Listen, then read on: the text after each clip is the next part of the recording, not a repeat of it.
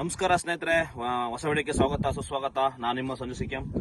ಸ್ನೇಹಿತರೆ, ಇವತ್ತಿನ ವಿಡಿಯೋ ಏನಪ್ಪಾ ಅಂದ್ರೆ, ಇವತ್ತು ನನ್ನ ಒಂದು ಟ್ರಾಕ್ಟರ್ ಬಗ್ಗೆ ಕೆಲವೊಂದು ಖರ್ಚುಗಳ ಬಗ್ಗೆ ತಿಳಿಸ್ಕೊಡ್ತೀನಿ ಸ್ನೇಹಿತರೆ. ಯಾಕಂದ್ರೆ 5 ವರ್ಷ ಆಯ್ತು ಈ ಗಾಡಿನ ತಗೊಂಡು.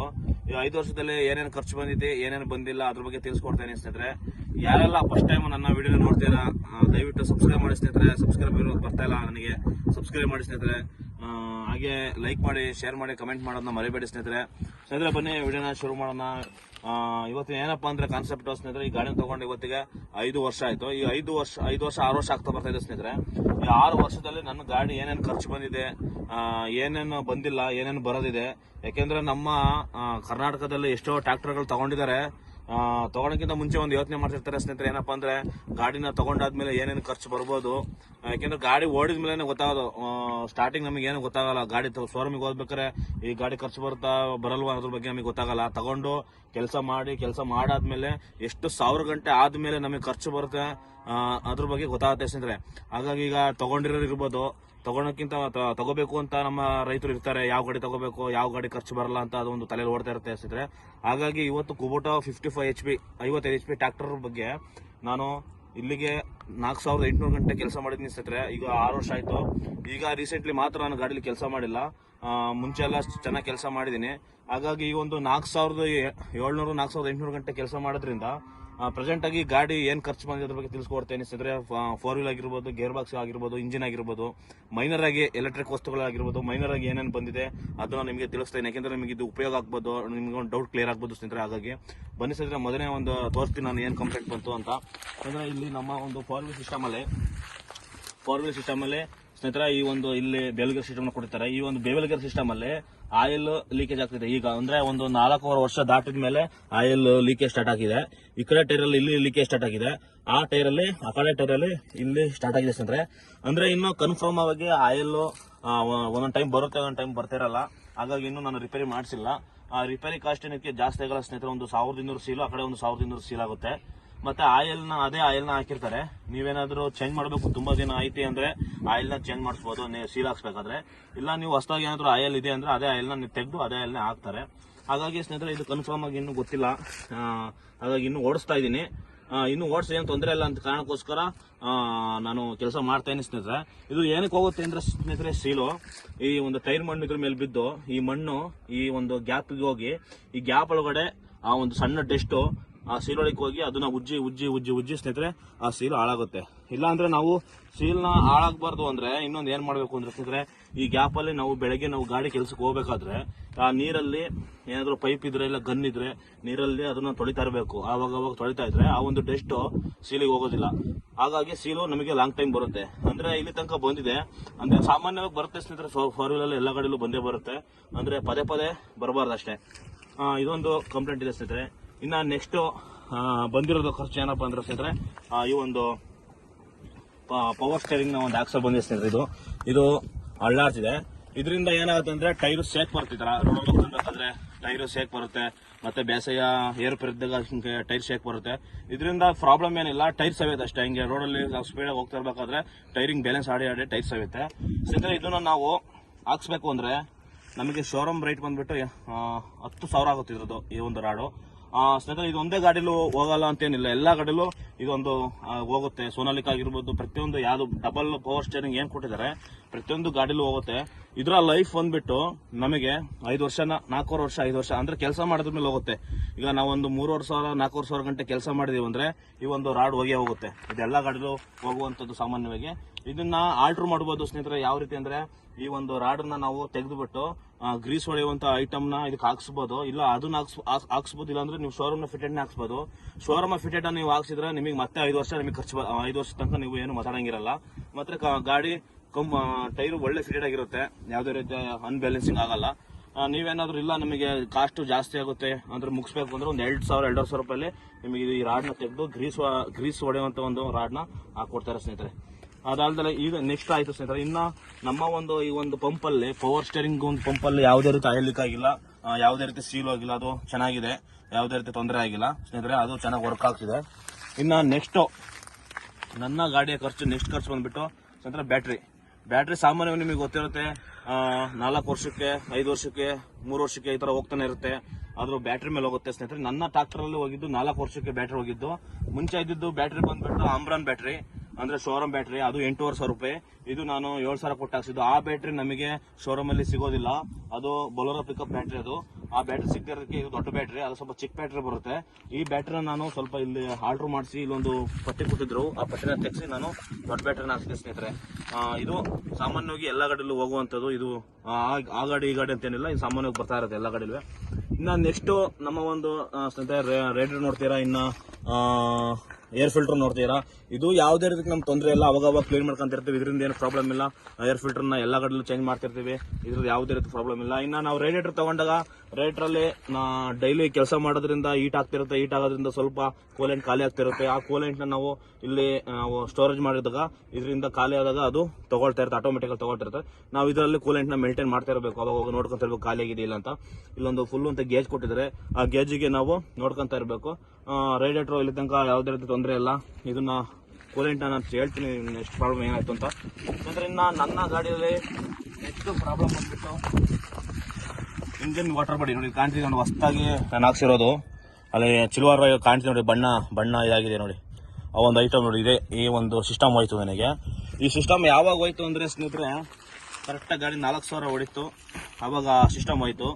ಮೇನ್ ಕಂಪ್ಲೇಂಟ್ ಕೆಲವು ಗಾಡಿಲಿ ಹೋಗುತ್ತೆ, ಕೆಲವು ಗಾಡಿಲಿ ಹೋಗಲ್ಲ. ಇದು ಎಲ್ಲ ಗಾಡಿಲೂ ಅದೇ ಟೈಮಿಗೆ ಹೋಗುತ್ತೆ ಅಂತಿಲ್ಲ. ಇನ್ನು ಕೆಲವು ಗಾಡಿಲಿ ಹೋಗಿಲ್ಲ ಅದು, ಆದ್ರೆ ನನ್ನ ಗಾಡಿ ಹೋಯ್ತು. ನಾನು ಇನ್ನೊಬ್ರದ್ದು ಗಾಡಿ ಕೇಳಿದ್ದೆ, ಗಾಡಿ ವಾಟರ್ ಬಾಡಿ ಹೋಯ್ತು ಅಂತ.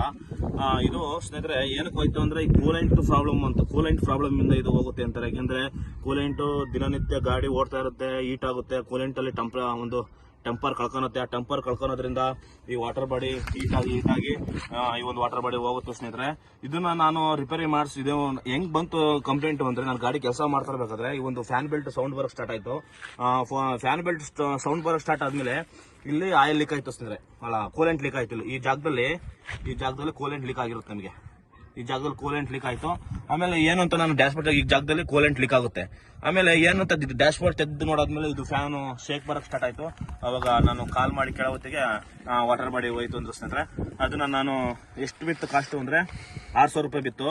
ಇದು ಇಂಜಿನ್ ವ್ಯಾರಂಟಿಗೆ ಸಂಬಂಧಪಡುತ್ತೆ. ಯಾಕೆಂದ್ರೆ ನಮ್ಮ ಒಂದು ಕೂಲೆಂಟ್ 2,000 ಗಂಟೆಗೆ ಕೂಲೆಂಟ್ ನೀವು ಚೇಂಜ್ ಮಾಡಿಸಿದ್ರೆ ಇಂಜಿನ್ ವ್ಯಾರಂಟಿ ಸಂಬಂಧಪಡುತ್ತೆ, ಕ್ಲೈಮ್ ಆಗುತ್ತೆ ಸ್ನೇಹಿತರೆ. ಇಲ್ಲ ಅಂದ್ರೆ ನೀವೇನಾದ್ರೂ 2,000 ಗಂಟೆಗೆ ಕೂಲೆಂಟ್ ನೀವೇನಾದ್ರು ಚೇಂಜ್ ಮಾಡಿಲ್ಲ ಅಂದ್ರೆ ಕಂಪ್ನಿಯವ್ರು ನಿಮಗೆ ವಾರಂಟಿ ಕೊಡಲ್ಲ. ನಾವೇನೇ ರಿಕ್ವೆಸ್ಟ್ ಮಾಡ್ಕೊಂಡ್ರು ಬರಲ್ಲ. ಯಾಕಂದ್ರೆ 2,000 ಗಂಟೆಗೆ ಕೂಲೆಂಟ್ ನ ಚೇಂಜ್ ಮಾಡಲೇಬೇಕು. ಕೂಲೆಂಟ್ ಚೇಂಜ್ ಮಾಡೋದ್ರಿಂದ ಒಂದು ಅನುಕೂಲ ಇದೆ. ಯಾಕೆಂದ್ರೆ ಸ್ನೇಹಿತರೆ, ಕೂಲೆಂಟ್ ನಾವು 2,000 ಗಂಟೆ 2,500 ಗಂಟೆ ಕೂಲೆಂಟ್ ನ ಚೇಂಜ್ ಮಾಡಿದ್ರೆ ನಿಮ್ಮ ಒಂದು ಇಂಜಿನ್ ಸ್ಮೂತ್ ಆಗುತ್ತೆ. ಯಾಕೆಂದ್ರೆ ನಾನು ಮುಂಚೆ ಈ ವಾಟರ್ ಬಾಡಿನ ಚೇಂಜ್ ಮಾಡೋಕ್ಕಿಂತ ಮುಂಚೆ ಇಂಜಿನ್ ಭಾರಿ ರಫ್ ಸೌಂಡ್ ಬರ್ತಿತ್ತು. ನಾನು ತುಂಬಾ ಮೆಕ್ಯಾನಿಕ್ ಫೋನ್ ಮಾಡಿ, ಸರ್ ಯಾಕೆ ಇಂಜಿನ್ ಸೌಂಡ್ ಈ ತರ ಬರ್ತಾ ಇದೆ, ಒಂಥರ ಕಿರಿಕಿರಿ ಆಗ್ತಿದೆ, ಕೆಲಸ ಮಾಡ್ಬೇಕಾದ್ರೆ ಬೋರ್ ಆಗ್ತಿದೆ ಅಂತ ಕೇಳೋ ಹೊತ್ತಿಗೆ ನಾನು ವಾಲ್ನ ಕೂಡ ಅಡ್ಜಸ್ಟ್ ಮಾಡ್ಸಕ್ ಹೋದೆ. ಆದ್ರೆ ಸ್ನೇಹಿತರೆ, ವಾಲ್ನ ಅಡ್ಜಸ್ಟ್ ಮಾಡಕ್ಕಾಗಲ್ಲ, ಕುಬೋಟದಲ್ಲಿ ವಾಲ್ ಅಡ್ಜಸ್ಟ್ಮೆಂಟ್ ಇಲ್ಲ ಅಂದ್ರು. ಆಮೇಲೆ ಕಂಪ್ಲೇಂಟ್ ಲಾಸ್ಟ್ ಫೈನಲ್ ನನಗೆ ಗೊತ್ತಾಗಿದ್ದು, ಕೂಲೆಂಟ್ ನ ಚೇಂಜ್ ಮಾಡಿದ್ಮೇಲೆ ಈ ಒಂದು ವಾಟರ್ ಬಾಡಿ ಹಾಕ್ಸಿದ್ಮೇಲೆ ಕೂಲೆಂಟ್ ನ ಚೇಂಜ್ ಮಾಡಿದ್ರು. ಅವಾಗ ನನ್ನ ಒಂದು ಕೂಲೆಂಟ್ ಚೇಂಜ್ ಆದ್ಮೇಲೆ ಸ್ನೇಹಿತರೆ ನನ್ನ ಗಾಡಿ ಇಂಜಿನ್ ಸ್ಮೂತ್ ಆಯ್ತು. ಹಾಗಾಗಿ ಕೂಲೆಂಟ್ ಅಲ್ಲೂ ಕೂಡ ನಮ್ಮ ಗಾಡಿ ಒಂದು ಇಂಜಿನ್ ಸ್ಮೂತ್ ಆಗಿ ವರ್ಕ್ ಆಗುತ್ತೆ, ಗಾಡಿ ಜಾಸ್ತಿ ಹೀಟ್ ಆಗಲ್ಲ. ಹಾಗಾಗಿ ಇದು ಒಂದು ನಾನು ಕೆಲಸ ಮಾಡಿಸಿದ್ದು ಸ್ನೇಹಿತರೆ. ನೆಕ್ಸ್ಟ್ ಖರ್ಚು ಬಂದ್ಬಿಟ್ಟು ಈ ಗಾಡಿಯಲ್ಲಿ ಇಲ್ಲೊಂದು ನೋಡಿ ಸ್ನೇಹಿತರೆ ಕಾಣುತ್ತೆ, ಇದು ಸೊನಾಲ್ ಸ್ವಿಚ್. ಈ ಸೊನಾಲ್ ಸ್ವಿಚ್ ಸ್ನೇಹಿತರೆ, ನಮ್ಮ ಒಂದು ಕೀ ನಾವು ಆಫ್ ಮಾಡ್ತೀವಿ ಆನ್ ಮಾಡ್ತೀವಲ್ಲ, ಡೈರೆಕ್ಟ್ ಕಲೆಕ್ಷನ್ ಕೊಡೋದೇ ಈ ಒಂದು ಸೊನಾಲ್ ಸ್ವಿಚ್. ಯಾಕೆಂದ್ರೆ ಇದರಿಂದ ಎಲೆಕ್ಟ್ರಿಕ್ ಪಾಸ್ ಆಗುತ್ತೆ. ಈ ಪಾಸ್ ಆಗೋದ್ರಿಂದ ನಮ್ಮ ಕೀ ಆನ್ ಅಂಡ್ ಆಫ್ ಆಗೋದು, ಗಾಡಿ ಇಂಜಿನ್ ಆಫ್ ಆಗೋದು ಮತ್ತೆ ಇಂಜಿನ್ ಆನ್ ಆಗೋದು ಇದರಿಂದಲೇ. ಇದರಲ್ಲಿ ಒಂದು ಟಕ್ ಅಂತ ಸೌಂಡ್ ಬರುತ್ತೆ. ಈ ಟಕ್ ಅನ್ನೋ ಸೌಂಡ್ ಬಂದ್ರೆ ಮಾತ್ರ ಇಂಜಿನ್ ಸ್ಟಾರ್ಟ್ ಆಗೋದು, ಮತ್ತೆ ಇಂಜಿನ್ ಸ್ನೇಹಿತರೆ ಇದು ಸ್ಟಾರ್ಟ್ ಆಗಲ್ಲ. ಇದು ಏನಕ್ಕೆ ಹೋಯ್ತು ಅಂದ್ರೆ ಸ್ನೇಹಿತರೆ, ಇದು ನನ್ನ ಗಾಡಿ ಕೆಲಸ ಮಾಡ್ತಿರ್ಬೇಕಾದ್ರೆ ಒಂದು ಟರ್ ಅಂತ ಸ್ಟವ್ ಸ್ಟಾರ್ಟ್ ಆಯ್ತು. ಏನಂತ ಗೊತ್ತಾಗಲಿಲ್ಲ. ಇಮಿಡಿಯೇಟ್ಲಿ ಗಾಡಿ ಇಂಜಿನ್ ಆಫ್ ಆಯ್ತು. ಇಂಜಿನ್ ಆಫ್ ಆದ್ಮೇಲೆ ಏನಂತ ಗೊತ್ತಾಗ್ಲಿಲ್ಲ. ನಾನು ತೆಗೆದು ಇದು ಆದ್ಮೇಲೆ ಇಲ್ಲಿ ಸೌಂಡ್ ಬರ್ತಾ ಇತ್ತು. ಸೌಂಡ್ ಬರ್ತಾ ಇದ್ಮೇಲೆ ನಾನು ಫೋನ್ ಮಾಡೋತ್ತಿಗೆ ಸೊನಾಲ್ ಸ್ವಿಚ್ ಹೋಗಿದೆ ಅಂದ್ರು. ಆದ್ರೂ ನನಗೆ ನಂಬಿಕೆ ಇಲ್ಲ ಸೊನಾಲ್ ಸ್ವಿಚ್ ಹೋಗಿದೆ ಅಂತೇಳಿ. ಅವಾಗ ಗಾಡಿ ಸ್ಟಾರ್ಟ್ ಆಗ್ಲಿಲ್ಲ. ನಾನು ಗಾಡಿ ಇನ್ನೊಂದು ಗಾಡಿ ಕಟ್ಟಿ ಎಳ್ಸ್ಕೊಂಡು ಶೋರೂಮ್ ಹತ್ರ ಹೋದೆ. ಬಿಚ್ಚಿ ಮೇನ್ ಕಂಪ್ಲೇಂಟ್ ಏನಾಯ್ತು ಅಂತ ನೋಡಿದಾಗ ಸ್ನೇಹಿತರೆ, ಇದರಲ್ಲಿ ವೈರಲ್ಲಿ ಅರ್ಥಿಂಗ್ ಆಗಿತ್ತು. ಅದು ಶೋರೂಮ್ ಇಂದ ಬರ್ತೇನೆ ಆಗಿತ್ತು, ಇದು ಒಂದು ಗೊತ್ತಿಲ್ಲ. ಬಿಚ್ಚಿ ನೋಡಿದಾಗ ವೈರ್ ಅರ್ಥಿಂಗ್ ಆಗಿತ್ತು. ಅದರಿಂದ ಇದು ಒಂದು ಸೊನಾಲ್ ಸ್ವಿಚ್ ಹೋಗೋ ಕಾರಣ ಆಗಿದ್ದು. ಸಾಮಾನ್ಯವಾಗಿ ಯಾವುದೇ ಗಾಡಿಲಿ ಹೋಗಿಲ್ಲ ಇಲ್ಲಿ ತನಕ. 8 ವರ್ಷ 9 ವರ್ಷ 6 ವರ್ಷ 7 ವರ್ಷ ತನಕ ಯಾವ ಗಾಡಿಯಲ್ಲಿ ಸೊನಾಲ್ ಸ್ವಿಚ್ ಹೋಗಿಲ್ಲ. ಫೈನಲ್ ಆಗಿ ನನ್ನ ಗಾಡಿಯಲ್ಲಿ ನನ್ನ ಒಂದು ಟೈಮ್ ಸರಿಯುತ್ತಾ ಇಲ್ವೋ ಗೊತ್ತಿಲ್ಲ ಸ್ನೇಹಿತರೆ, ಆದ್ರೆ ನನ್ನ ಗಾಡಿಯಲ್ಲಿ ಇದೊಂದು ಸೊನಾಲ್ ಸ್ವಿಚ್ ಹೋಯ್ತು. ಎಲೆಕ್ಟ್ರಿಕ್ ಸಂಬಂಧಪಟ್ಟಿದ್ದ ಕಾರಣದಿಂದ ಇದಕ್ಕೆ ನನಗೆ ಕ್ಲೈಮ್ ಆಗಲಿಲ್ಲ, ದುಡ್ಡು ಕ್ಲೈಮ್ ಆಗಲಿಲ್ಲ. ಇದು ಫುಲ್ ಕ್ಯಾಶ್ ಕೊಟ್ಟು ನಾನು ಹಾಕ್ಸಿದ್ದು. ಇದಕ್ಕೆ 10,000 ರೂಪೀಸ್ ಆಗುತ್ತೆ ಸ್ನೇಹಿತರೆ, 10,000 ಆಗುತ್ತೆ ಇದಕ್ಕೆ ಕ್ಯಾಶು. ಇದೊಂದು ಸ್ವಿಚ್ಗೆ, ಇದೊಂದು ಸೋನಾರ್ ಸ್ವಿಚ್ ಹೋದ್ರೆ ನಿಮ್ಮ ಗಾಡೀಲಿ 10,000 ಆಗುತ್ತೆ ಇದೊಂದು ಸೋನಾರ್ ಸ್ವಿಚ್ಗೆ ಸ್ನೇಹಿತರೆ. ಇದಕ್ಕೆ ನಮ್ಮ ಇಂಜಿನಿಂದ ಶೋರೂಮಿಂದ ವ್ಯಾರಂಟಿ ಕೊಡಲ್ಲ ಸ್ನೇಹಿತರೆ. ಇದು ನೆಕ್ಸ್ಟ್ ಕಂಪ್ಲೇಂಟು. ಇನ್ನು ನಮ್ಮ ಇಂಜಿನ್ ಪಂಪ್ ನೋಡ್ತಾ ಇರ್ಬೋದು, ಮತ್ತು ಇಲ್ಲಿ ಟರ್ಬೋ, ಆ ಕಡೆ ಟರ್ಬೋ ಇದೆ ಸ್ನೇಹಿತರೆ. ಟರ್ಬೋ ಯಾವುದೇ ಕಂಪ್ಲೇಂಟ್ ಇಲ್ಲ, ಯಾವುದೇ ಆಯಿಲ್ ಲೀಕೇಜ್ ಇಲ್ಲ. ಇನ್ನು ಇಲ್ಲಿ ಇಂಜಿನಲ್ಲಿ ಅವೆರಡು ಕೆಲಸ ಬಿಟ್ಟರೆ ಸ್ನೇಹಿತರೆ, ಇನ್ನು ಇಂಜಿನಲ್ಲಿ ಯಾವುದೇ ಕೆಲಸ ಇಲ್ಲ, ಯಾವುದೇ ಪ್ರಾಬ್ಲಮ್ ಇಲ್ಲ, ಯಾವುದೇ ಕಿರಿಕಿರಿಲ್ಲ. ಇನ್ನು ಸ್ನೇಹಿತರೆ ನೆಕ್ಸ್ಟ್ ಬಂದ್ಬಿಟ್ಟು ಕ್ಲಚ್ಚು ಸಾಮಾನ್ಯವಾಗಿ ಸ್ನೇಹಿತರೆ 3,500 ಕ್ಲಚ್ಚು ಹೋಗಕ್ಕೆ ಸ್ಟಾರ್ಟ್ ಆಗುತ್ತೆ. ಯಾಕೆಂದ್ರೆ ಬರೀ ಬೇಸಾಯ ಮಾಡ್ತಿದ್ರೆ ನಮಗೆ 3,500 ಹೋಗುತ್ತೆ, 5,000 ಹೋಗುತ್ತೆ, 6,000 ಹೋಗುತ್ತೆ. ನನ್ನ ಫ್ರೆಂಡ್ ಗಾಡಿ 6,000 ಅದರಿಂದ ಕ್ಲಚ್ ಹೋಗಿಲ್ಲ. ಇನ್ನು ನನ್ನ 4,700 4,800 ಗಂಟೆ ಕೆಲಸ ಮಾಡಿದ್ದೀನಿ, ಕ್ಲಚ್ ಹೋಗಿಲ್ಲ ಸ್ನೇಹಿತರೆ. ಇನ್ನು ಬರೋ ಹಂತದಲ್ಲಿದೆ, ಯಾವಾಗ ಬರುತ್ತೆ ಅಂತ ಗೊತ್ತಿಲ್ಲ, ಒಟ್ಟಿಗೆ ಬರೋ ಹಂತದಲ್ಲಿದೆ. ಇದೊಂದು ಬಂದ ಮೇಲೆ ಇದನ್ನ ನಾನು ಕ್ಲಚ್ ಹಾಕ್ಸ್ಬೇಕು. ಇನ್ನು ಸ್ನೇಹಿತರೆ ಗೇರ್ ಬಾಕ್ಸ್ ಅಲ್ಲಿ ನಾವು ತಗೊಂಡಾಗ ನನ್ನ ಒಂದು ಟ್ರ್ಯಾಕ್ಟರ್ ಗೇರ್ ಬಾಕ್ಸ್ ಅಲ್ಲಿ ಒಂದು ಸಣ್ಣ ಪ್ರಾಬ್ಲಮ್ ಆಯ್ತು.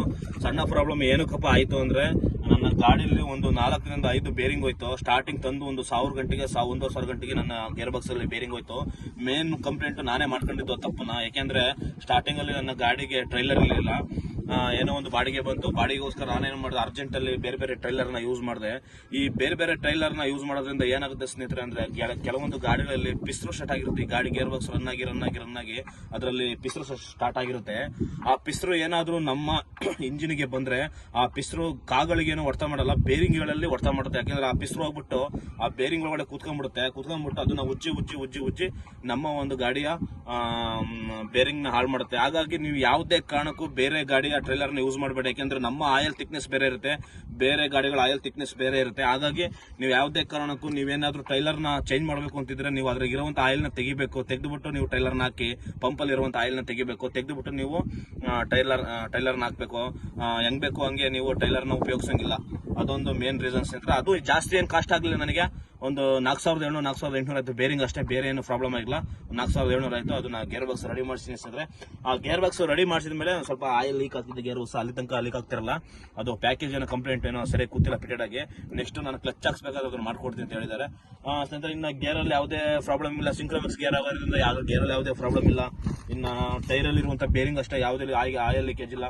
ಇನ್ನು FTO ಸಾಫ್ಟ್ ನೋಡ್ತಿರೋದು ಅದರಲ್ಲೂ ಕೂಡ ಯಾವುದೇ ಕಂಪ್ಲೇಂಟ್ ಇಲ್ಲ ಇಲ್ಲಿ ತನಕ. ಓವರ್ ಆಲ್ ಇಂಜಿನ್ ಅಲ್ಲಿ ಸ್ನೇಹಿತರೆ ಏನ್ ನೋಡಿದ್ರು ಅದು ಮಾತ್ರ ಮೇನ್ ಕಂಪ್ಲೇಂಟು. ಇನ್ನು ಅದು ಬಿಟ್ಟರೆ ಇಂಜಿನ್, ಗೇರ್ ಬಾಕ್ಸ್ ಯಾವುದೇ ತೊಂದರೆ ಇಲ್ಲ. ನಾನು 4-wheel ಡ್ರೈವ್ ಅಲ್ಲಿ ಕೆಳಗೆ ನೀವು ಶಾಫ್ಟ್ ನೋಡ್ತಿರ್ಬೋದು ಸ್ನೇಹಿತರೆ, ಅದರಲ್ಲೂ ಕೂಡ ಏನು ಕಂಪ್ಲೇಂಟ್ ಇಲ್ಲ. ಈ ಶಾಫ್ಟ್ ನೋಡಿ, ನಾವು ಕೆಲಸ ಮಾಡಬೇಕಾದ್ರೆ ಈ ಶಾಫ್ಟು ಗೆರೆಗೆ ತಾಗೋದು, ಮತ್ತೆ ಸಿಂಗಲ್ ಆಗಿ ಹೊಡಬೇಕಾದ್ರೆ ಗೆರೆಗೆ ತಾಗೋದು, ಅದರಿಂದ ಆಯಿಲ್ ಲೀಕೇಜ್ ಆಗೋದು, ಮತ್ತೆ ಇಲ್ಲಿ ಆಯಿಲ್ ಲೀಕೇಜ್ ಆಗೋದು, ಇದು ಯಾವುದೇ ಕಂಪ್ಲೇಂಟ್ಸ್ ಇಲ್ಲ.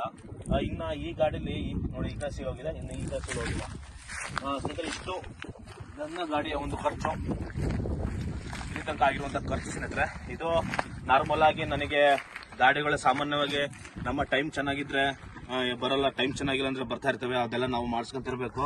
ಅಂದ್ರೆ ಏನಪ್ಪಾ ಅಂದ್ರೆ ಪದೇ ನಮಗೆ ಖರ್ಚುಗಳು ಬಂದ್ರೆ, ಯಾಕೆಂದ್ರೆ ಕೆಲಸ ಮಾಡ್ತಿರ್ತೀವಿ, ಅದನ್ನ ಹಚ್ಕೊಂಡು ನಾವು ದುಡಿಮೆ ಮಾಡ್ತಿರ್ತೀವಿ. ಪ್ರತಿಯೊಬ್ಬರು ಟ್ರಾಕ್ಟರ್ ಡ್ರೈವರ್ ಅಷ್ಟೇ, ಅದನ್ನ ಹಚ್ಕೊಂಡು ದುಡಿಮೆ ಮಾಡ್ತಿರ್ತೀವಿ. ಯಾಕಂದ್ರೆ ಅದರಲ್ಲೇ ಇಲ್ಲಿ ತನಕ ನಾನು ಜೀವನ ಮಾಡ್ತಿರೋದು. ನಾನು ಒಂದು 12 ವರ್ಷ ಆಯ್ತು ಸ್ನೇಹಿತರೆ ನಾನು ಇದೇ ಗಾಡಿಯಲ್ಲಿ ಜೀವನ ಮಾಡ್ತೀನಿ, ಟ್ರಾಕ್ಟರ್ಲ್ಲೇ ಜೀವನ ಮಾಡ್ತಿರೋದು. ಯಾಕೆಂದ್ರೆ ಮುಂಚೆ ನಂದೊಂದು ಡಾಕ್ಟರ್ ಇತ್ತು, ಜಂಡರ್ ಗಾಡಿ. ಅದಾದ್ಮೇಲೆ 42 HP ಟ್ರಾಕ್ಟರ್ ಆದ್ಮೇಲೆ ನಾನು ಫೈನಲ್ ಆಗಿ ತಗೊಂಡಿದ್ದೆ ನಾನು 55 HP. ಯಾಕೆಂದ್ರೆ ಇಲ್ಲಿ ತನಕ ನಮ್ಮ ಜರ್ನಿ ಸ್ಟಾರ್ಟ್ ಬರ್ತಿರೋದೇ ನಮ್ಮ ಒಂದು ಟ್ರಾಕ್ಟರ್ ಅಲ್ಲಿ. ಹಾಗಾಗಿ ಏನಾದ್ರೂ ಕೆಲಸಗಳು ಇಲ್ಲ ಅಂದ್ರೂ ಕೂಡ ನಮ್ಮ ಗಾಡಿಗಳು ನಮಗೆ ಚೆನ್ನಾಗಿದ್ರೆ ನಾವು ದುಡಿಯಬಹುದು, ಮತ್ತೆ ಲೋನ್ ತೀರಿಸಬಹುದು. ಫೈನಲ್ ಆಗಿ ಸ್ನೇಹಿತರೆ ನನ್ನ ಗಾಡಿಗೆ ಲೋನ್ ಇಲ್ಲಿಗೆ ಮುಗ್ದಿದೆ ಸ್ನೇಹಿತರೆ. ಹಾಗಾಗಿ ನಾನು ಸ್ವಲ್ಪ ಆರಾಮಲ್ಲಿ ಇದ್ದೀನಿ. ಇನ್ನು ಕೆಲವು ಗಾಡಿಗಳಿದಾವೆ ಸ್ನೇಹಿತರೆ, ನೆಕ್ಸ್ಟ್ ಗಾಡಿಗಳು, ತುಂಬಾ ಗಾಡಿಗಳು ನಮ್ಮ ಸ್ನೇಹಿತರು ತಗೊಂಡಿರೋ ಗಾಡಿಗಳು ತುಂಬಾ ಇದೆ. ಅದ್ರ ಬಗ್ಗೆ ನಾನು ನಿಮಗೆ ತಿಳಿಸ್ಕೊಡ್ತೀನಿ ಸ್ನೇಹಿತರೆ. ಅದಕ್ಕಿಂತ ಮುಂಚೆ ನನ್ನ ಒಂದು ಚಾನಲ್ನ ಸಬ್ಸ್ಕ್ರೈಬ್ ಮಾಡಿ. ಯಾಕೆಂದ್ರೆ ಸಬ್ಸ್ಕ್ರೈಬ್ ಮಾಡೋದ್ರಿಂದ ನನ್ನ ಒಂದು ಮಾಡುವಂಥ ವಿಡಿಯೋಗಳು ನಿಮಗೆ ನೋಟಿಫಿಕೇಶನ್ ಮುಖಾಂತರ ಸಿಗ್ತಾ ಇರ್ತವೆ.